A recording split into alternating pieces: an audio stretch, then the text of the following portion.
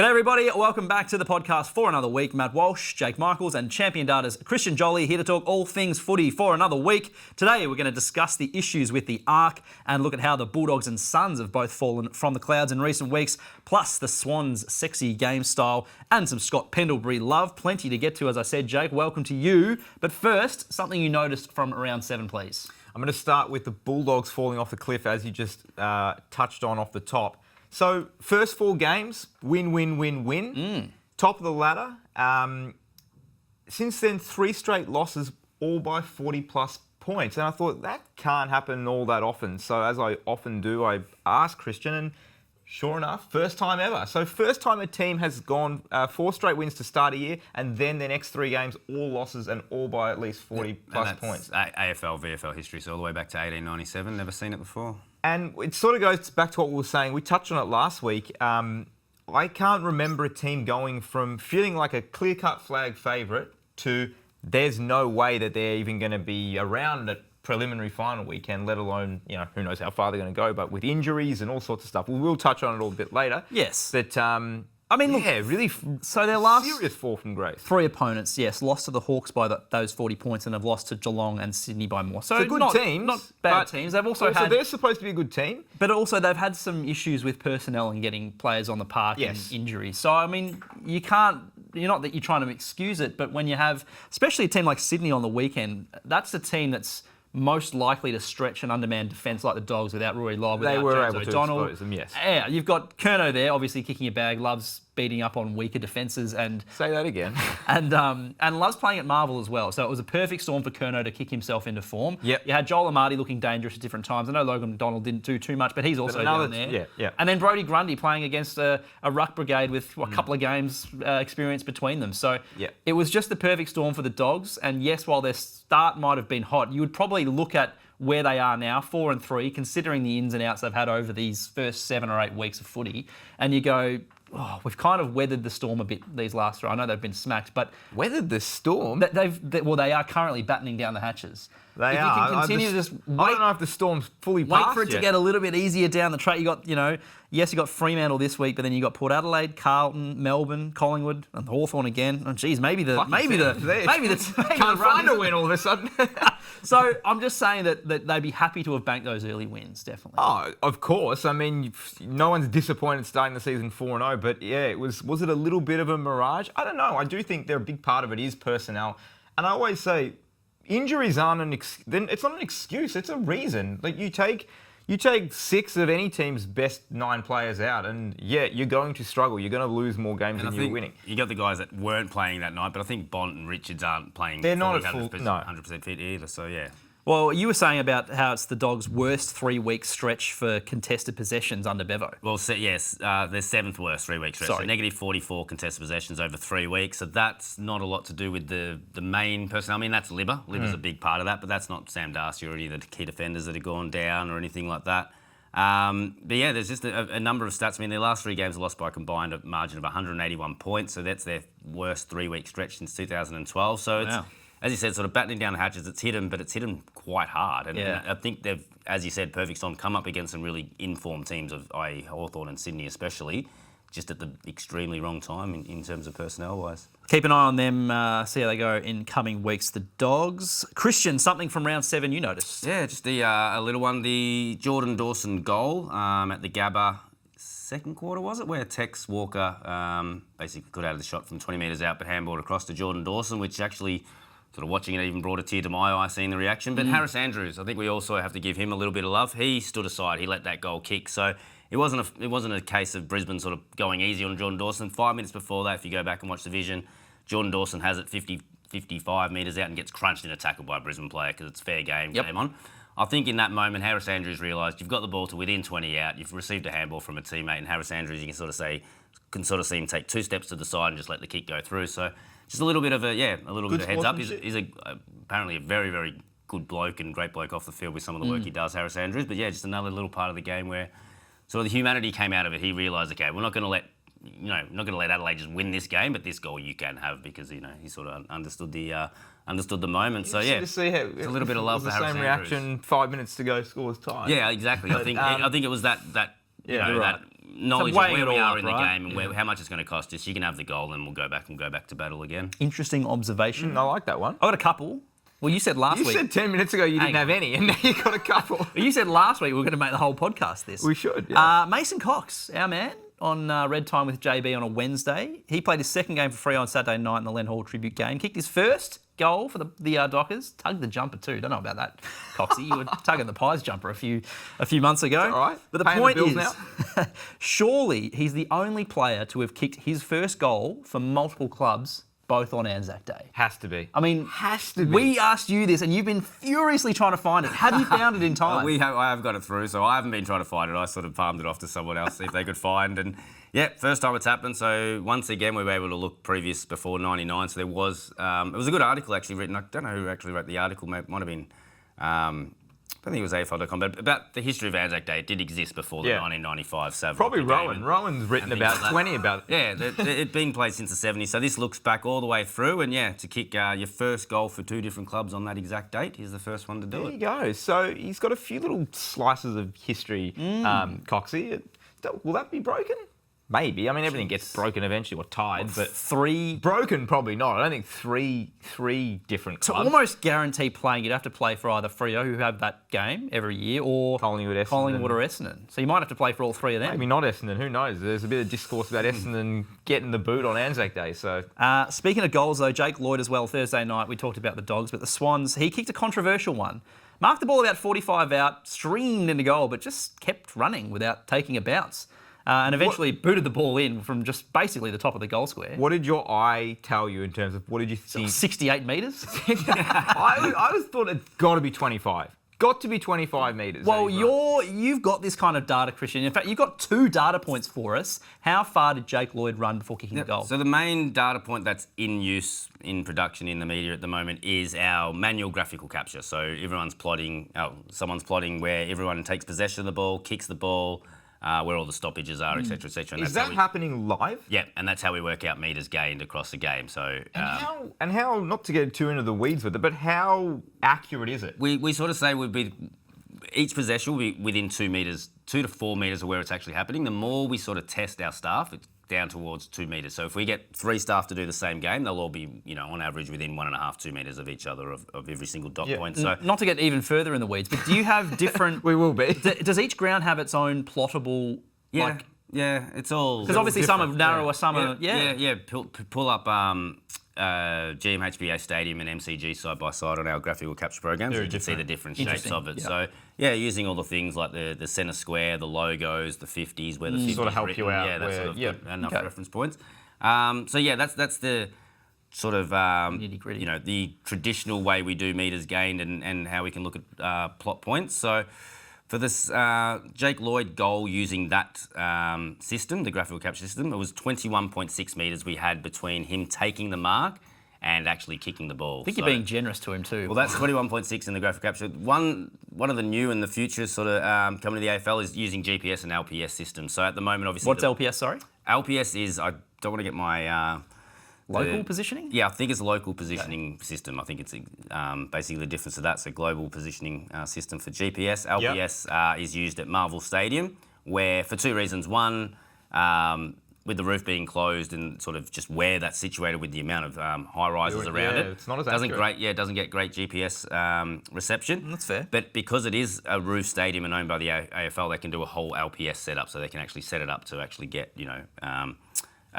a more local feed of GPS, which you couldn't do with some of the other grounds. So would you say, I'm sure you can say all the positive things in the world you want to say about champion data, but which is more accurate?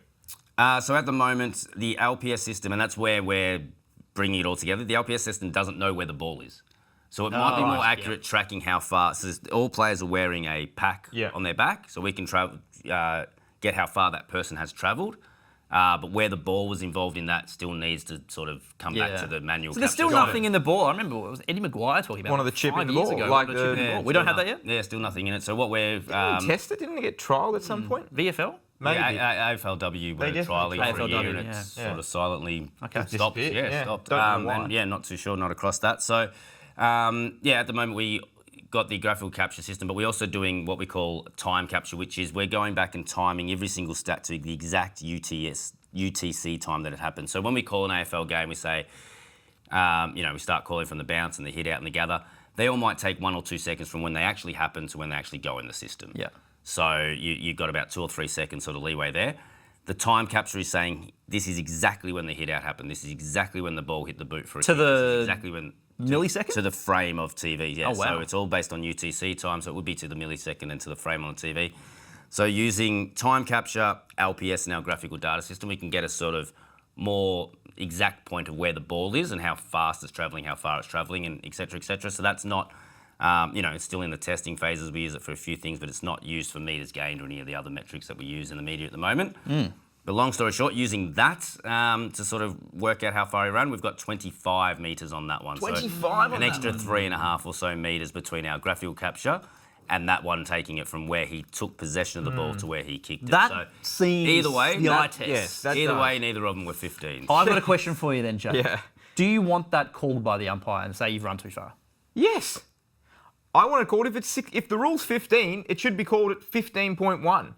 Why is it not? That's the rule. I understand, give a little bit of leeway. You don't want to call it and then it's measured and it's actually 13.6. And it's I understand it's hard to call it because they're running and the way where the umpire might be standing, the angle, players obscuring it. You're trying to count steps, but everyone's steps different and stopping and starting. It's not easy by any means, but surely when we're getting to the point where they've run 20 metres, that should be called 100 times out of 100. There's reference points too, so you look at it, and that's how I looked at it. He takes the ball about 10 metres away from the 50-metre line, and he ends up with it. He kicks So it about 10 immediately or you should 15 be metres like, away if from he the goal gets- square. So That's 25, 30 metres, yeah. Yeah, immediately if you're 10 metres inside the arc and he's running towards goal, once you get halfway between the goal and the arc, you've run too far. Is there a greater discrepancy between the same distance between an umpire watching a player run without bouncing the ball and then an umpire watching a player kick 15 metres? I feel like... I don't know, but we saw some egregious decisions with the not 15 call. I saw about 3 of them this week where the ball travelled, and I don't know, I guess it's the same sort We of... should have come with examples. But I guess it's the same sort of tracking. That's for the ball tracking, when a player kicks it up in the air, do you track how high the ball is going? we're starting to do that. So yeah, there's this is all part of sort of working with Telstra and getting a lot more sort of cameras at different venues. So at the moment, I think there's 3 or 4 venues around Australia that are fully kitted out to sort of do that ball tracking and the height and speed of the ball and things like that. So it's starting to come into play. But can't do it at every venue. Because they're the ones, right? They're the ones kick the ball up in the air. Every kick goes in the air. But the ones that do go higher, but they don't seem to go as far. But they actually do travel further than you think. Yeah. They're the ones that tend to get called. Well, they get called early by the umpire. They get called early, but they end up travelling 25 metres pretty comfortably. So, it's a bit funny with that. Same as we spoke about this the other week. I think when you were away, something Jared Barker noticed was the players running in from the goal square, and it's like they seem from kick-ins they seem to be able to run to like the 10 metres before the arc and they kick it and they never get called. So just got to be a bit better with that. A little bit more consistency is what we asked for, I think. That kind of leads into where we're going to start the podcast. Well, I'll start the podcast 15 minutes later. We did get into the weeds. But the arc is back in the headlines, Jake. So it had a few poor moments on the weekend that we'll delve into. But it seems like what was sort of touted as the AFL's ultimate solution has become its biggest problem, because we keep finding new ways for it to kind of have, or for fans in particular, to have issue with what it does. So at the weekend alone, we had the GWS North game, last couple of minutes, where Griffin Lowe got a finger to the Xavier O'Halloran shot that was sort of from 50 out, bounced along. It tickled his finger, and you could probably see it on the replay. I'd give that a 99% chance that he touched it, just from what I saw of it, rather. But it was given the all clear, so ARC would have looked at that because they review all scores. Made a bit weirder because earlier in the day, on was it Saturday afternoon or Sunday afternoon? Saints. They were on Sunday afternoon. Yeah. I got Saturday there. Incident in that game where Rowan Marshall took the mark over the line. It was initially called a behind. Play moved on. 35 seconds of stop-start game time elapsed, and then the umpires stopped the game and brought it back and said actually it was a mark, and then he got a shot on goal and kicked a goal. Little sidebar, what happens with all the stats in that little period? Is that just wiped? Yep, don't exist. So Just press backspace and... Yeah, delete them all, which is probably one of the most nerve-wracking things you can do is one of the stats is like, are you sure we're just deleting all this? Delete them. Oh, hang on, no, don't delete them. It just does not happen anymore. Yeah. So, time got put back on the clock. So you can sort of see, I think the AFL official timekeeper would have done it before he has his shot for goal. But if you watch the coverage of the game, he kicks the goal, there's 8:50 left on the clock, and they go back to the centre bouncer, there's 9:20 left on the countdown clock. So they added the time back on, so that time doesn't matter. Sort of joked with the AFL when they brought it in, and we sat down with them and agreed, okay, we're happy for us to delete all that from history. Those marks and kicks don't stand. Can you imagine if that was the someone does, top 10,000 disposal for Scott exactly. Pendlebury? that could have been one, but it's sort of like someone does their hammy or does their knee, that can't be undone. So that has to stay. But if someone does ask the question, what if there's a report in that time? So if you elbow someone in the head and get reported and they take that play off, that will stay. That will still count. So At 23:45 of the third quarter, well, actually not really. It's like, hang on, it's going back. It's all right. But that's not, so this weekend, yes, a couple of highlights. Several, yeah. Yeah, but also this year, I mean, there was the one between Geelong and Adelaide where Tom Atkins got incorrectly given a free kick when it should have actually been the other way around. It should have been his Adelaide opponent. And that was not brought back by the ARC. And then gather around, Crows, Blues, multiple controversial goals, boundary last touch interpretations, the game's getting stopped and brought back. And this is all while the AFL says it wants to speed up the game. So it's a bit weird because originally the ARC's intent was, I guess, to fix the howlers, right? Fix the howlers, the ones that the Tom Hawkins goalpost in the grand final, ones that are clearly touched and you're seeing hands. The Ben Keys howler, which happened during the ARC's existence. Whereas now it's kind of reviewing play. It's almost reminding me of the VAR in soccer, where you kind of, everything stops for a bit, the umpire gets told or has to have a look at the vision, and then we make a decision, sort of wasting more time. So it's become a bit more like that, and I don't know where we're at with it because it doesn't seem to be working. Coaches are kind of split on it as well. Alistair Clarkson came out and said after the North Melbourne situation, he'd prefer no technology. And I think there's a comfortable middle ground, but I don't know where it is right now. Yeah, so many parts to that, and I think a lot of that was very well said. I think there is room for technology. I wouldn't say scrap it completely. I've seen not just Alistair Clarkson saying that, but I've heard a few other people saying we just need to get rid of it all. Disagree with that. I think there is room for the technology, but as you said, goes right back to why technology gets introduced in any sport is to get rid of that egregious call or non-call that keeps fans up at night. The one, the Tom Hawkins or whatever it might be, the one that's how did that call stand or how did that not get paid? They're the ones you want to eliminate, and generally 99 times out of 100, it's something to do with scoring. And 99 times out of 100, again, it's probably late in the game because it's what we remember. So is the ARC, or should the ARC just go back to being purely scoring? I think the turning point for me, I sound like an Ashley and Martin ad, I said that earlier. The turning point for me was the Carlton Adelaide game, which you touched on before. There were about 5 or 6 instances of the ball grazing a Carlton player's leg and going out. I'm not saying this with the Carlton hat on, but that to me just... Do we need that? Well, it was the first game it happened, wasn't it? It was sort of like, hang on, they're reviewing boundary line decisions now, which was a surprise to... But these weren't even on the full. These were just the lasso rule. So this was the umpire, the ARC saying, well, hang on, I know the ball's trickled out, but it came off his leg, and so we need to be the last disposal. It's grazing a toe and just trickling over the line. But does champion data count grazes as disposals? No, so the only time you'll definitely need a kick... so a kick is a deliberate action. So the player has to have thrown. So if you go to mark it and drop it, it bounces off your toe. That won't be a kick. The only time we do need to add a kick in is if it's a score or if there's a mark paid after it. So if it accidentally hit your boot and travelled 16 metres. Well, you've already said free kicks aren't paid for lasso situations. So I guess that doesn't count as a disposal. But then we're now talk about getting into the weeds. There's been a bit of overreach, I think, and I'm not sure the AFL has managed the rollout of it terribly well. Overreach in what? In what it does and what it needs to do. Now? I would much rather have small errors like that, a grazed knee maybe going on the full, not being paid, it goes up on the scoreboard, everyone goes, oh, boo. I mean, that's the atmosphere that you kind of like, and it's not that to a point where you're sort of standing around listening for 30 seconds to the boundary umpire and what did you think happened? Let's talk to the ARC. 30 seconds later, and all of a sudden... Well, it's not egregious. It goes back to that point. If the ball grazes a toe and goes out, no one is, to the letter of the law maybe, but no one is going to be like, how did that not get paid? And then, so the Rowan Marshall example, why is that happening? Why is it taking that long? Why is it taking that long for it to come back? Yeah. I don't know. I have not seen that happen before. I don't know if it's ever gone that long. It's from my knowledge, it's the third time it's happened. That length of time? No, and that's what I'm saying. One of them was sort of like, I think there might have been a spoil and it was out of bounds and the throw-in was sort of mid-air and they caught it back. Stopped, and there was another one, I remember a game that I did. The ball had moved probably another 60, 70 metres up the field. And it was one of those ones that's like, delete all the stats. And then you sort of look, it's like, oh, there's only been 5 stats anyway, so it wasn't as many. But yeah, this was the...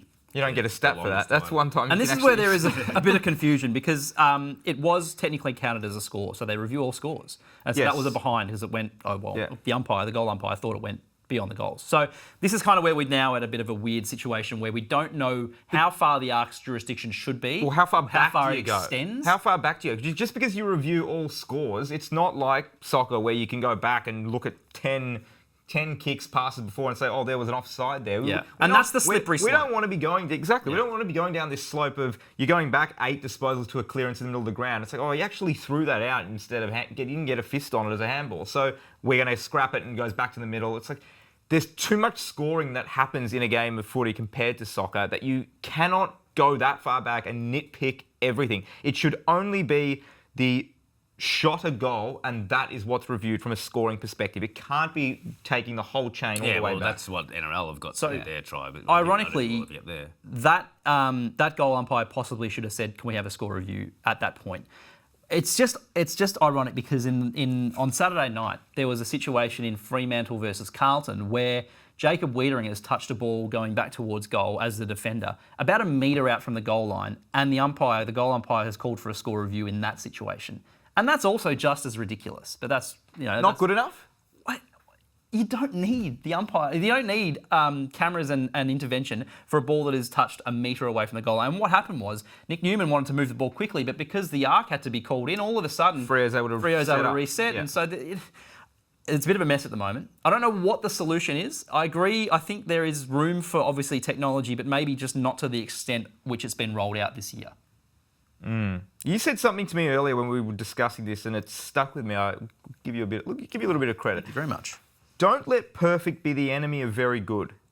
And I think the pursuit of trying to get everything exactly right to the letter of the law, every little ball grazing off a toe, okay, but that's only going to piss off fans more. Well, that's what I was going to say. The painting of the grazing off the toe, it's like, as you said before, no one's going to miss it if it's not called. There's not going to be. But the more they call them, it's when they start calling some of them and not half of them. That's when it gets to all the fans. Because no one even sees it, and then you're just waiting for the throw in, and then it's like, oh, hang on, they've got the ball. Yeah. Why do they have the ball? And people don't know why. So and then how far is too far as well? You can keep going if you want, because there are situations you see it every week where players blatantly throw the ball because they know that umpire's facing the other way. Does Art call that back? I mean, obviously we won't get to that point, I don't think, but it's had a rough old week. The ARC and the way that's been managed. So the league. Yeah. Who hasn't had a rough week, and we mentioned them before, the Swans. A couple of good segues here already. Top of the ladder, playing a very sexy style. I said that off the top as well. That's quick and handball heavy. One of the notable stats to come out of that game was that they had 867 metres gained by handball on Thursday, which is a club record. So metres gained by handball, basically, as soon as you get the footy, let's say an open play or you take a mark, and you run 20 metres towards goal, and then you hand pass the ball 25 metres ahead of you. You get 45 metres gained. And then that chain continues if the next player does the same thing and so on and so forth. So 867 metres gained by handball is a lot for the Swans. And it's reminiscent of a few teams that we remember, including another one we're going to talk about in a second. But the Tigers did this to perfection. We called it the Tiger tidal wave back in that sort of premiership winning era. But it looks like Dean Cox has implemented this at the Swans with great effect as well. Yeah, and it's almost taken it to another level. So the two probably highest proponents of it were Richmond during their 3 premierships and GWS around that time as well, making prelims. And the Orange Tsunami, that everyone sort of knew that was built off a lot more sort of handball and going forward by handball. This season, Sydney across the game are averaging 658 metres per game from handball, which is 114 more than any other side has averaged in a season. So the next highest was Essendon back in 2013. We're averaging 544 metres gained per handball. So they were one of the original teams to sort of do it as well, Essendon. So never seen a team average as many, per game as what Sydney are doing. Interestingly enough, speak about Gold Coast. Gold Coast, what they're averaging this year is would be the third highest, I think, just above Essendon, just below Essendon as well. So sort of two of the top 3 seasons we've seen for handball metres gains are happening this year. So how do you stop this sort of play where it is just fast and frenetic and they're moving the ball quickly? Because the Swans, top of the ladder, as I said, playing a good brand of footy, no one can really seem to get on top of it. How do you stop a handball hitting game? I think there's a number of components to it, and winning contest. You know, we speak about footy and sometimes we make it a bit too basic, but winning the contest is a big part of it. So, I sort of wanted to use this section, sort of, if we want to talk about Gold Coast and Sydney at the same time. So I know we're sort of talking about sort of Gold Coast drop off in recent weeks and sort of what's got to them. As I said, they're really high in metres gained from handball. Sydney are really high in metres gained from handball. But then when you break down both of their last 4 weeks, really, you can see how one team it can be success for, but for the other it can really hurt you. So for Sydney, it's because they're still the number 1 team for contested possession, they're number 1 team for pressure. So Sydney get the ball, move it a lot by handball, but if they do sort of screw it up and put it back into a contest, they're the best at winning it back from that contest anyway. In that same time, Gold Coast are 17. So they're trying to move it ball by hand, but then when it does go into a contest, they're more often losing the ball than winning it back. So that hurts them going one way. And it's your pressure as well. So moving the ball by handball all the way up, it sort of looks sexy and it's really good offensively. But that turnover can really kill you because you've got that wave running forward and the turnover, that as soon as you miss one handball, it could hurt you going the other way. Sydney are the best team at getting and putting pressure on the ball carrier. So not only do they win the contested possessions, if they lose it, they're the number 1 team at putting pressure on. So if they lose a handball, it hasn't cost them as much. Gold Coast are the other way. They're 17th points against from turnover.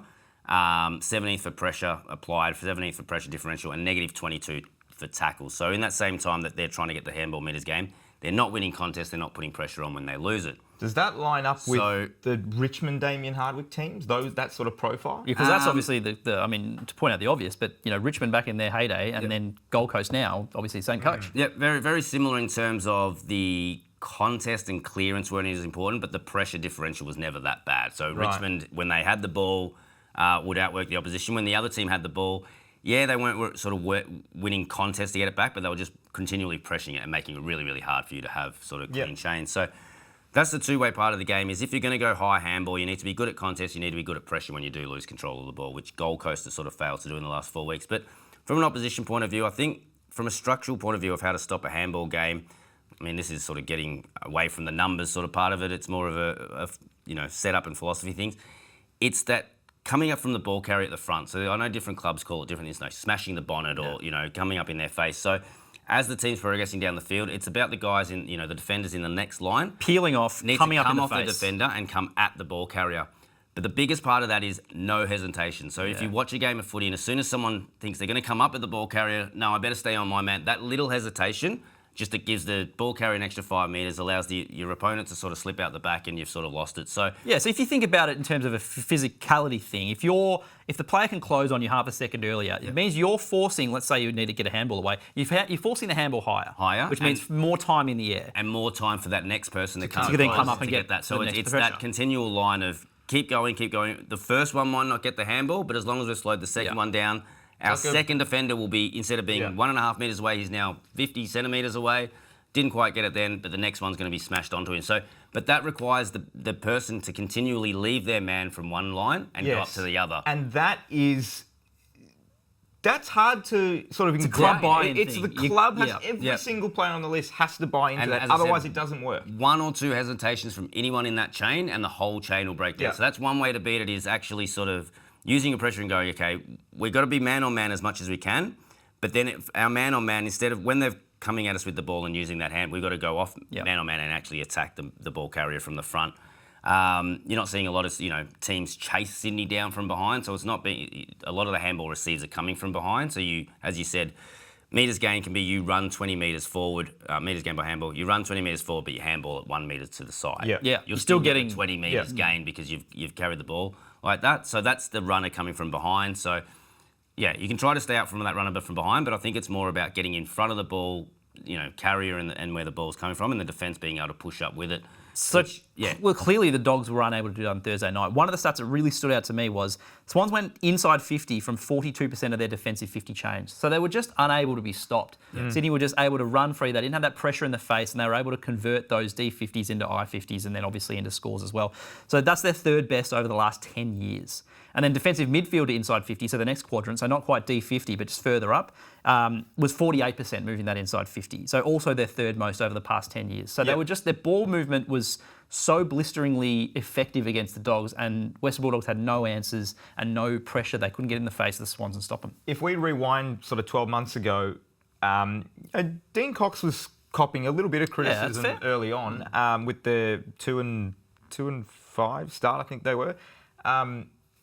Were they trying to play the same way from the get-go under Cox, or has it sort of been something that evolved in the back end of last year or this year? Yeah, that's one thing with the stats when we do it. We can only see what is not successful, but we can only see it come out once it happens. So there weren't high numbers early to start, when he first got there. But whether he was still trying to implement it and the players just weren't buying in and weren't, So I can't speak for whether he was trying to implement day one, but it's been a clear improvement as the longer he's been there, the numbers have risen. You did mention the Suns before, so they obviously started 3-0. Everyone was kind of on the hype train a bit, called them one of the premiership favourites. They've again gone 1-3 since. That one win was over Essendon. So, caveats aside. They were, as I said, just about premiership favourites after a month of footy. So what else has gone wrong aside from... so as I said, they're playing that same sort of brand as Sydney of we get the ball, we'll go fast, handball, get as much metres gained as possible. But as I said, Sydney, once they turn the ball over, there's a number of defensive-sided stats where Sydney are just number one in or just too good in. That's where Gold Coast fall away. So ball in hand, they're still pretty good, but going from rounds 4 to 7, they've conceded the third most points of any team, second most points from turnover, negative 22 tackle differential, negative 22 tackles per game on their opposition, which is the worst of any team, as well as being 16th for contested possession differential. So it's that. When we don't have the ball. And that's why when I look at numbers like that, that would be the numbers that really frustrate a coach. So what are we, are they just front runners? Yeah, well, to put it simply, at the moment, when we've got the ball, we're doing fine, but as soon as we give up the ball, we're not existent. The next bloke will cover. Is that a bit of, because we've spoken in the past about sort of the pressure is effort, or a part of it is effort. Is that an easy thing to fix? Yeah, well... Or should it be an easy thing to fix? I don't know, and that's why I keep saying a lot. I'm not a coach. It should be easier to fix than I don't know. Like if you can't kick goals from outside 50, you've got really inaccurate players from outside 40. Surely that takes a fair bit of work and skill progression and maybe mechanical change to your kicking style to become more accurate. Pressure it is. It's just be a bit more switched on. Be more ready to chase. We need to be harder when we lose the ball. Yeah. So. You think, there's a little bit of easiness in it, but that's the big thing for me with Gold Coast is just how, as I said, almost non-existent they've been on the defensive side of the ball. Very much in a similar sort of vein to the Bulldogs with that hot start and sort of falling right off. They were the two, did our tiers at the beginning of April, and they were head and shoulders clear after their starts, but both not only fallen back into the pack, but seemingly passed by 6 or 7 sides so far. So do you think teams will look at, let's say the Swans in particular, and say, all right, so if we need to this is how we're going to do it. Do you think we'll sort of see a similar, not drop-off like the Suns, but is it possible it's more of a live by the sword, die by the sword style of play that is susceptible to being worked out or being out-pressured? It's one of those ones, you're just backing yourself to be better than the opposition. And I think that's what it comes down to. Do we have more talent on the field to be able to get this done and not worry about the what ifs, what if we lose possession of the ball and things like that. It's exactly that. The mindset of this style is the way that we're going to play and we're going to win. If you're going to beat us, you're going to beat us in the style that we've trained for. So rather than having a random game plan where we just sort of change it up by the opposition each week, Sydney are going, okay, this is how we're going to play, beat us at it or get beaten type thing. So at the moment it's standing good for them. And that was probably another thing I noticed looking at Sydney, and I've spoken about this for other years of sometimes a profile just looks too good. And this isn't a knock on Sydney at all, but at the moment, at round 7, Sydney are number 1 for points for, number 1 for points against, number 1 for points from turnover differential, and number 1 for clearance differential. So beating you in every single part of the game. No team has gotten to this late in the season to be ranked number 1 in all 4 of those stats. So sure, after the first 3 or 4 rounds, someone might be ranked number 1 in those stats. Come round 7 or afterwards, no team has ever been ranked number 1 in all 4 areas. So very hard for Sydney to maintain that.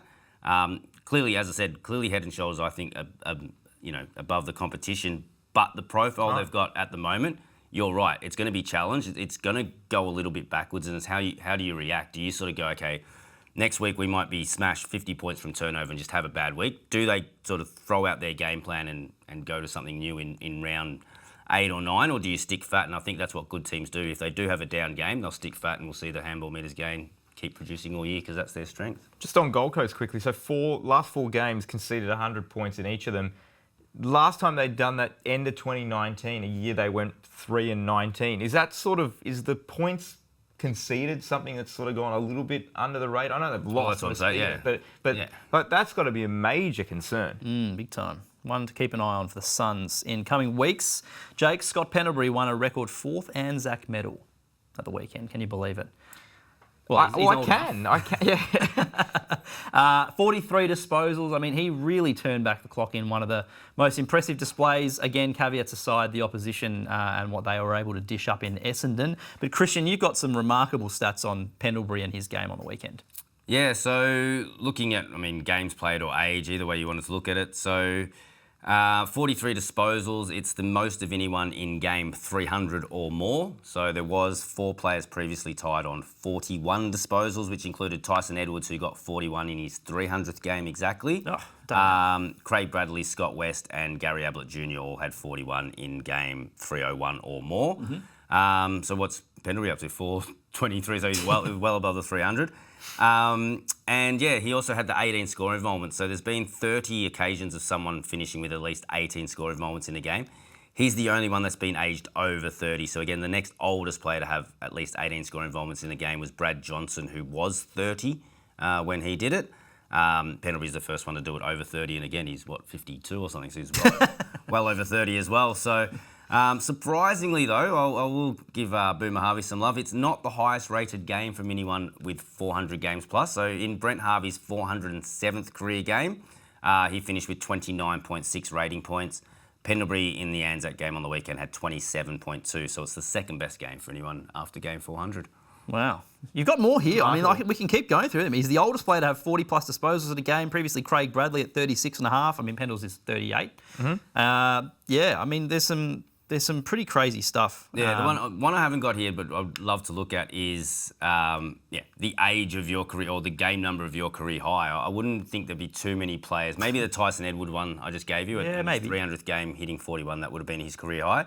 Wouldn't be too many guys having their career high disposal after their 300th game. After their 400th game. Yeah. Was he on the milestone list for best games in a milestone, by the way, Tyson Edwards? Can't remember. Should have been.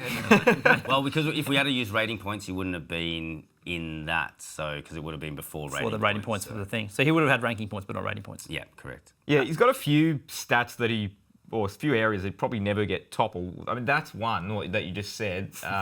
The other one is the Pendlebury side bottom most games as teammates. I can't ever see that record, which is still they're adding to it. Bit of Tyson Edwards. I think Tyson Edwards is second on that list with Andrew McLeod. Yeah. Games at the MCG, games total. There's so many. But what do you say? Well, you were talking in the office before we started this about what his standing is in the game, and I know that he is approaching that record-breaking mark in the next few weeks, depending on how Collingwood would want to run it. It's potentially this is the latest stuff because he's got the 5-day break now, so they're thinking you're going to arrest him for their next game against Hawthorn. Yeah, he won't be. I already definitely Thursday not. Night, I think Craig McRae's sounded like he's put a line. So now it shifts again. So the record-tying one will be against the Cats and the record-breaking one will be against the Swans at the SCG. Which, look, I don't really mind where it happens, whether it happens at the MCG, SCG. It's a bit weird that it wouldn't be at the MCG, but so be it. You said it in the office, considering they played 23 games a year there. Well, you would think that they would find a way to get it to be played at the MCG, his record-breaking game. But what I sort of was thinking about was he's one of the greatest players of all time, clearly. One of the biggest icons of the game. I think it would be a little sad in 10 years or 15 years or 8 years, however long when he's retired, for him to have a statue outside the MCG and there be a couple of media members, his family, and that's sort of it there for the unveiling of his statue, and it's out there, and by that stage he's forgotten to, 10 years have passed or whatever.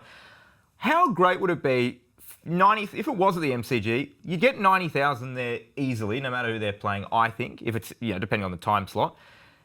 You have the statue unveiled before the game, the record-breaking game of here's the Scott Pendlebury statue. They've had 6 months, 8 months, they've known he's going to be breaking this record, Maybe barring they have injury. been, although knowing this administration, No, I don't don't bank on it.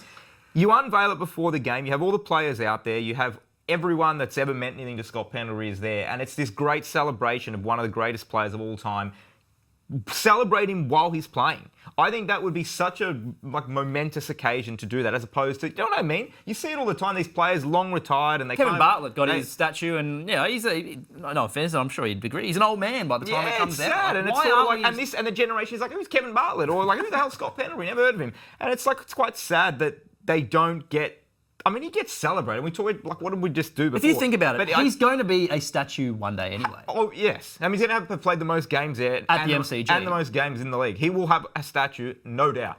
But I just think it would be such a great achievement. I think the AFL, it's not just a shot at the AFL. I think more leagues should do this and celebrate the once-in-a-generation players and achievements while it's happening more so than down the track when we've sort of forgotten them and moved on to the next thing. But do it right, because you could end up looking like Cristiano Ronaldo in his basket. Yeah. You seen that one? Yeah, it's shocking. The other little Pendlebury thing I was thinking, maybe a little more funny, quirky, whatever, but I said to you, if the AFL ever went down the NBA path of having a silhouette of a player behind its logo, who would be... Jerry Wester. Yeah, who would be... Because there's a bit of talk about, maybe it's time for a change, maybe it's LeBron, do they change it? If the AFL did that, serious question, who would be the silhouette? Can I say how funny it is that we're talking about Scott Pendlebury and you had to bring up basketball? Is it just been... And ESPN too. We're going to cop it, sick to basketball. Yeah. Okay, so you're suggesting Pendlebury? Well, I'll throw Pendlebury's name up. Why not? What's the... the pose to me is easy. And same for the statue. I mean, the statue will have to be the Pendlebury carrying ball in one hand, the other hand is a fist, and just sort of eyes up, scanning, almost stepping around a player. That it's very classic Scott Pendlebury look, and I think that would just be such a fitting, because the handball is unique to footy. There is no other sport. Kicking, you can have players kicking, and you were talking about Buddy, could potentially be Buddy sort of kicking. And I said, if that was grayed out as a silhouette, would you be like, well, that's... Yes. But then at the same time, would you know it was Pendlebury? Maybe not. I don't know. But I think that icon... The Ron Barassi kick, that iconic silhouette, I think is another one. There are a few candidates, but... Dusty Martin, fend off. Yeah, I don't know. I think he deserves to be honoured in some way. Don't think they'll change the logo and add him in, but yeah, just... Going back to the statue thing. Yeah. Well, he's a champion of the game. Undoubtedly. Yeah. Speaking of champions, he's on the champion list, but you've got a superstar list. We did this last year too on the podcast in your column 6 points, which you can read on the website, espn.com.au/AFL. You're going to update your superstars list, and it's going to grow, we think. Firstly, I want you to explain what constitutes a superstar in your eyes and where these new players might be coming from. Got to be a great player, obviously, but it's more than that. How are you viewed by the footy public? How are you viewed by peers, fans, media, everyone? Do you have a brand? Are you recognisable away from the footy field? I think you can be a great player on it, but a bit anonymous off it. Whether unfair or not, I think where you play helps, not just the club, but also your position. Sam Taylor is an absolute gun. Don't think he's a superstar status. Do you sort of see where I'm going with that? Okay. So rattle off your names, and I think the listeners will get an idea of what you mean by superstar. So the list of last year, 13 names I've got, and I think 13 is about right. I wouldn't want it much higher than that. You asked before what would it sort of grow to, 36, and I said no chance. So 13. So 6. So not. I just said, could you have two, as a you can have average type thing? Is there two per team? This was born out of Jake getting frustrated with commentators calling every man and his dog a superstar. It's like, I love Brent Daniels. Brent Daniels not a superstar. Sorry, let's just stick to calling the superstars. Drive-bys of Brent Daniels. I love Brent Daniels. I was first on the Brent Daniels train. Okay, let's go through them. These are from last year, 12 months ago. Marcus Bontempelli, Jeremy Cameron, Patrick Cripps, Charlie Curnow, Nick Dacos, Patrick Dangerfield, Max Gawn, Toby Green, Isaac Heaney, Scott Pendlebury, Christian Petrarca, Lachie Neale, and Bailey Smith. How many's that? 13. That's 13. Yeah. So a couple of names there. Pendlebury, we just spoke about again. A lot of Pendlebury talk today, but grandfathered in, right? Couldn't do no wrong. He can play another 3 seasons. He will forever remain on this list. Yeah. Same as Nat Fyfe until he retired. Yeah. He had done enough to warrant being a superstar until the day he retired. You could say the same about Patrick Dangerfield. You'd say the same probably about Patrick Cripps as well. I think most of the other names, Bontempelli, Dacos, Petrarca, these guys, we all recognise they're the best players in the game at the moment. I think everyone's happy with that. It's more like, who are the other players over the last 12 months? Their reputation has grown so much, they probably are putting their hand up to say, hey, I deserve a place on this list. And on the other side of the coin, any of those names that I said stick out a little bit. I think there's one that might stick out to me in terms of, is he still a superstar? And I'm not just saying this to be bitter that he's left my club. But is Charlie Curnow still a superstar? Yes, he's still a superstar. I think he is. Move on. Yeah. I'm not saying he's not. I'm just posing the question. The move to the new city kept his superstar status going. And now the biggest club in the land? Yeah. Well, the club with the most supporters, if you believe some of those. Is Chad Warner a superstar? He's close. I don't think he's quite a superstar. Noah Anderson? No, not quite a superstar. Matt Rowell won the Brownlow these are medal great last year. players, not quite a superstar level. If you're talking about gravitas and all the sort of things that you were talking about. I agree. I do agree. You've got players like Jordan Dawson, Zach Merritt as well, Isaac Rankin.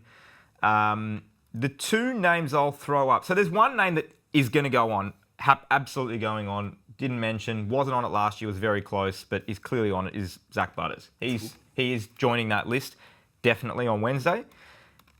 There's another guy I'm unsure about whether to put him on or not. Well, there's probably 2, and I want to see what you guys think and see if you can make a case for either, both, or neither. Yep.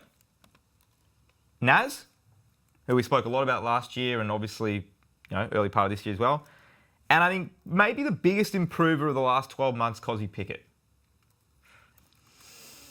Do both deserve a place? Do neither deserve a place? I think both deserve a place. And I think, like you said, there's different factors that come into superstar status and the branding and thing. I think Naz is just his pay packet, and just to know that, you know what I mean? Like, it's sort of like, well, we know how much he's getting paid. TDK's a superstar. Well, yeah, but it's sort of like Naz Wanganeen-Miller, because it's such a small deal as well. It's a 2-year deal. It's sort of got, I think, a lot of players wetting their lips thinking, that's where we're going in 2 years' time. If I'm good enough, I can be that. So I think, Naz Wanganeen-Miller, helped by the fact that St Kilda have put him up on that pedestal and signed him to a big contract and things like that. I think he's clearly a superstar. I'm happy with Cozzy Pickett. I've probably got a third name as well that you'll probably laugh down, but same sort of thing, recognisable, probably reinventing his position, and I think he'll be on the list hopefully in the next couple of years. Maybe the club's a bit too small, but Luke Jackson. Okay. I would have Luke Jackson. I had quite Sam highly up Darcy, there but obviously the knee. Yeah, I think even... I think you'd recognise both of them walking down the street, 200-centimetre blokes. But I think Luke Jackson's got the look. I think, everyone would know who he is. I think all the kids would sort of know who that guy is. And then the same sort of thing, being similar to Brodie Grundy, he plays a position so uniquely. In a unique way, yes. I agree with that. The only thing I would say is, and it's incredibly subjective, but you've got him, if you can only have one superstar at the Dockers, you having Jackson over anyone else? I think so, in terms of on the field, probably got Sarong slightly ahead of him, and maybe Brayshaw, Shea, maybe Bolton, but no, I think I still got Jackson ahead of Bolton on field. But off field, just to go with the height, the basketball background, but an Australian under 16 champion. Yeah. So he's got the previous sporting background. Yeah, I don't think that correlates in what the discussion should be about superstar. I mean, you were talking about like Instagram followers and all this sort of stuff as well. The Bailey Smiths who cut through and have their own brands and sell things. It's not just Cooper Hamilton. Yeah, no, it can't just be. It can't just be that part of it, but it does help your case. I think for someone like Bailey Smith, it added to his case of, this is why I'm a superstar, and that's why he's on it. Yeah, so he might not be he's a very good footballer, but he might not be the best on the list, but the other stuff brings him up. Yeah, I think you're getting a bit long. I mean, if you're making it a really exclusive club, I feel like adding 3 without taking any off. But again, taking off is kind of hard. Who do you take off? Do you get if you're on it, do you get grandfathered into it straight away? You don't stay on it forever, but if you have such a long scope, or your long history of being a great, I feel like you deserve to be on it. A la Patrick Dangerfield, Scott Pendlebury. Patrick Dangerfield, people are talking about, oh my God, he just played the worst game I've ever seen. I don't care. He can play for another year or two. Will remain a superstar of the AFL. He just is. Let us know at Footy Tips on Twitter who deserves superstar status in the game, and does Jake have his criteria and his list right? Well, the criteria is very sort of... Well, your criteria, I think it's fair. I mean, we tossed it up in the office for weeks before we came up with the what first is a superstar? Who is a superstar? It is a tricky one to sort of answer, but I do think by calling too many players superstars, it cheapens what it is to be a superstar. I agree with that. I think at the end of the day, superstar should be reserved for the topmost players. And if you got 13 players out of 800 listed players, very select club. And I'm comfortable with that. Fair enough. Interesting question I came across on Twitter, Christian. This one's for you. So Rhett Bartlett does a lot of great work in restoring old footage and going through sort of the historical records of the game and finding potentially what may have been thought to have been like sort of lost vision of footy back in the day, like VFL, Sample, Waffle, and obviously AFL stuff. He had an interesting question posed on Twitter. It was basically, why doesn't Champion Data retroactively watch broadcasts of full matches going back to the 90s, as well as numerous ones from the 80s and finals back to the 60s to create a larger pool of matches for some of their stats? So obviously when we talk to you on this podcast, a lot of the time we're talking in Champion Data history, which of course only goes back to 1999. Why hasn't there been an effort to maybe go and catalogue the game prior to that point? I mean, it's probably where we are is in the world. It's just a commercial. It's a question of money. Who's paying for it?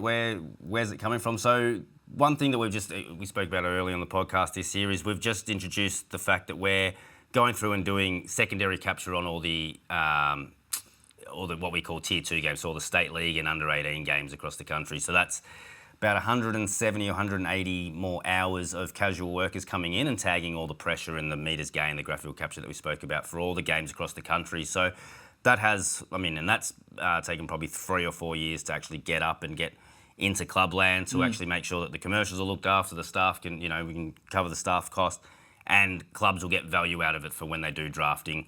And also the clubs that obviously got their VFL aligned teams are able to help with team selection on a Tuesday, because you can compare AFL standard stats to VFL stats now for the first time ever. So that's a big part of it. This would be something similar, to go back and just do a single season of AFL. If we were going to go back and do the 1998 season, I would assume it's about 100 hours of casual work per week. And the casuals need to be paid. And per week as in per round of footy? Per round of footy, per round. So... And it's sort of like, well, where's the money to pay our staff going to come from? I think it's a nice to have, but in terms of commercial interest, I don't think there's anyone out there that's going to pay the money to have the staff go back and do that. It's as simple as that. We've done previous grand finals. So we've done the 1970 grand final, 1980 grand final, 1989 grand final. I know we did for Hawthorn Geelong. So we've done previous grand finals. I think we did one State of Origin game from the 80s as well. So we've done things via requests from newspapers, and but they pay for that. Yeah, the commercials come into it. But in terms of it's a lot of work to it's a lot of work to do. And it's not just calling the games; it's creating the databases of the teams, going back and getting team lists, making sure that what we call the reference data is all put in there. So there's a cost in sort of maintaining and getting that all right as well. So, yeah. And what would the benefit be of having it? Yeah, it'd be nice to have. It'd be nice to look at. So that's what I'm sort of saying. Unfortunately, just where we are. We'd get rid of the caveat of since 1999 or since whatever. Yeah. Well, how can we help him out? Can we commercialise some stuff at Champion Data for him? Get him extra money, like the Mitre 10 metres gain. We'll start talking about that. You can sell it that way. So anyway, Hungry Jack's handballs. Anytime a stat's mentioned, you got to put that. I mean, maybe you could link it to that. But I get it. It would be very expensive. Obviously, there are people out there that would sort of think, well, for the love of the game, and as custodians of the statistical side of the game, and the AFL interest in it, they might want to kick in. But I mean, you're talking lots and lots, thousands and thousands of dollars. That's an interesting point. It's not just a couple of hours and a couple of random sort of days that you could just put crowdfund. Can we crowdfund? Is it something the AFL should subsidise or support in some way financially, to be able to say? But what's the payoff? Is kind of the question, right? To be able to have a full historical story of the league. I'd love to see grand finals done. If you're talking, you've done a few for like as I think part at of like minimum commercial- grand final should be done, but Put the pressure on him. no. But just thinking about it out loud, because it isn't something I've really thought about that much. It's a really good question. Yeah, why not? Why not get it done? Why not have the AFL say, well, it's our league. You guys do the data for it. Why can't we pay to do it? Another reason would be, who has all the vision? Brett. Yeah, see, that's another one. It's not like there's a library of, okay, we can guarantee that if we go, okay, we're going to do the 1998 season, besides 7 games because it doesn't have vision, then you sort of still lose a little bit of... Yes, but also you kind of have to just go back to the point where what you have. Yeah. You use what you have. You can't go back to and guess what you don't. But And grand finals wouldn't be that hard to find. grand finals would all be... You'd be able to find them. We'll start a Kickstarter. Go fund me. Is the hype justified or is hyperbole? We've got to whip through these quickly. We are running long. Jake, Hawthorn. I don't know. We've talked about Sydney all bloody podcast. Hawthorn deserves to be flagged favourite through 7 games. So on the fence. I don't know which way to go on this. Probably hyperbole. Just because Brisbane and Sydney exist, but. They haven't put a foot wrong, the Hawks. They've beaten just about, since that first opening round loss to the Giants, they've won 6 straight, but they've beaten just about every team we thought were in the premiership mix. Yeah. So tick, all the way there. But I don't know, do I trust them as much as the other teams we're talking about? I think they're right there. Not quite prepared to say they deserve the premiership favourite. I think they're third favourite at the moment. I think that's probably about right. Is, Christian, I'll ask you this. Is it sustainable that the Hawks score from 52.2% of their inside 50s this season? Because it's quite high and something we haven't seen for nearly 10 years. Yes, 2016 was the last time a team scored from more entries. So to be above 50% of scoring, so to score from more than half your entries is, usually puts you number 1 across the season, and they're 52.2%. Yeah. At the moment. Weather will probably play a part, so a few more wetter games and it does get a bit harder to score. But yeah, it's probably, and looking at the number, and if I was a club, it's not about the 52%, it's about staying better than the rest of the competition. They can definitely stay number 1 in that stats. The other little part of it, just quickly, is if we're looking at teams like Sydney, Brisbane, Gold Coast, Fremantle as their teams that they're chasing or teams that they're fighting for this year's premiership, then Hawthorn's advantage clearly is we might well be the best Victorian side, certainly the best Melbourne-based side, and then the MCG advantage and the home ground and the pathways to the grand final day massively in their favour over some of those other teams. So maybe you can look at it that way. I know Jared's always big on the best Victorian team, whether fair or not, probably deserves to have the best chance of winning it. Yeah. So that's fair. You could probably look at it that way too, but look, it is early. It's not like they're 8th favourite. I think 3rd favourite, probably about right, and very close. Fair enough. One for you, Christian, before we wrap things up. Archie Roberts had 42 disposals on the weekend, but just 4 score involvements. Copped a bit for his lack of impact, and that is totally fair. Yeah, probably justified. So it's the second time this year he's reached 40 disposals and had 4 or fewer score involvements. I think the earlier one he only had 2 score involvements, which was the equal fewest of anyone to have at least 40 disposals. So there is a little bit of it. So it's a little bit of, fattening up his numbers and getting a lot in the back line, but is it really helping Essendon? And it's what sort of, don't want to throw other players, drive-bys under the bus, but it's what Darcy Parish is probably getting a little a little bit smashed for now. Is he's always been an accumulator, but how much does it really hurt you going forward? Zach Merritt's probably had some stages where he's had some really high-impact seasons, but again, usually gets 30 disposals and people say, well, what's he really doing with it? So it's a little bit the same with Archie Roberts. So this year, only 12% of his disposals have landed in a score for Essendon, which you're always going to be low playing in the defensive half because there's so much more. And for Essendon. Yeah, and there's so much more parts of the chain that need to go right for you to be involved in a score. But even a low defender is usually around 17-18% of their disposals result in a score. Yeah. So at 12% this year, if you look at all the players that have ever finished in the top 30 disposal getters for a season, it'll be the second lowest percentage ever. So Jake Lloyd in 2020 finished top 30 for disposals. Jake Lloyd mentioned. And 9.8% of those were in the scoring involvement. So Archie Roberts at 12%, it's the second lowest ever. So just some of the commentary I've seen of, he's the only one sort of providing Essendon drive out of the back line, or he sort of wings the ball back off. It's like he's not a high interceptor. He's not a high interceptor. He's a very outside player. So it's a role that if they can move him up to the wing and he gets 25, 30 in the midfield rather than 40 in the defensive 50, then it'll become more high impact. But yeah, at the moment, it seems to be very much an issue with what Essendon have had under Brad Scott is, really high numbers, a lot of the ball, but not getting enough value on the scoreboard. I think it's the classic thing that we used to speak about with Tom Mitchell week after week. Once he's getting to 50 and everyone starts to smash him. Whereas if he was sort of having 35, 36 instead of crossing over the 40, playing in a poor side, playing in the defensive half, I don't think people would be focusing on that as much. I think it's a little bit unfair that people are sort of smashing him for not having as much impact in one of the two worst teams playing defensively. Why is he not having more scoreboard impact? I don't know. I'll give him a little bit of a pass. Archie or Archeepies? How long were you sitting on that one for? Too long. Let's wrap it up. Red Time with JB Coxey. Wednesday evenings on YouTube and podcast, wherever you get that. Of course, you can watch us on YouTube if you really want to. Otherwise, thank you very much to both of you for joining us for another week. And to everyone at home, we'll speak to you, which camera, that one, in the next episode.